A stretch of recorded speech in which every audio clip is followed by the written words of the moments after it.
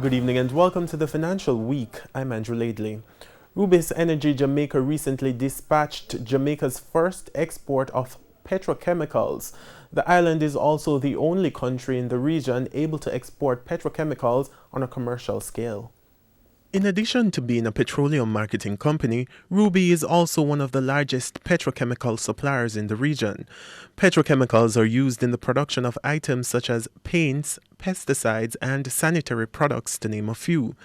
Head of Commercial Operations at Ruby, Troy Thompson, says the company has been monitoring the petrochemical industry's performance, especially during these unprecedented times. This month, the company started distribution of its petrochemical products to the international market.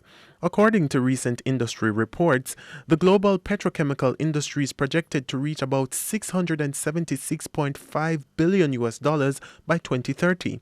The industry is anticipated to see a compounded annual growth rate of 4% from 2020 to 2030. Ruby expects that its consistent supply of petrochemicals to Jamaica and the region will continue to contribute to the development of sectors and support of industries to enhance innovation, productivity, quality, and output. Andrew Laidley, TVJ News. The Bank of Jamaica intervened in the foreign exchange market today for the third time this month. The central bank offered $20 million to authorized dealers and cambiers, bringing its total injection since the start of the month to $60 million. As we've seen in previous offerings, the central bank restricted the sale price at a maximum spread of 20 cents above the buy price and restricted resale to end users.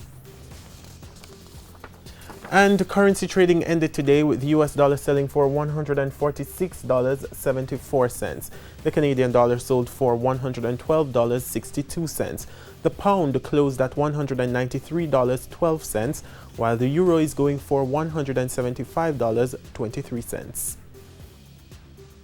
The JSE index gained 489 points today, and the junior market index inched up 18 points. Among the winners were Main Event Entertainment Group, Sterling Investments, Radio Jamaica, Jetcon Corporation, and Portland JSX. On the losing side were Proven Investments US dollar shares, MPC Caribbean Clean Energy, Mayberry Investments, Epley Caribbean Property Fund, and Key Insurance. And that's the Financial Week. I'm Andrew Laidley. Good evening.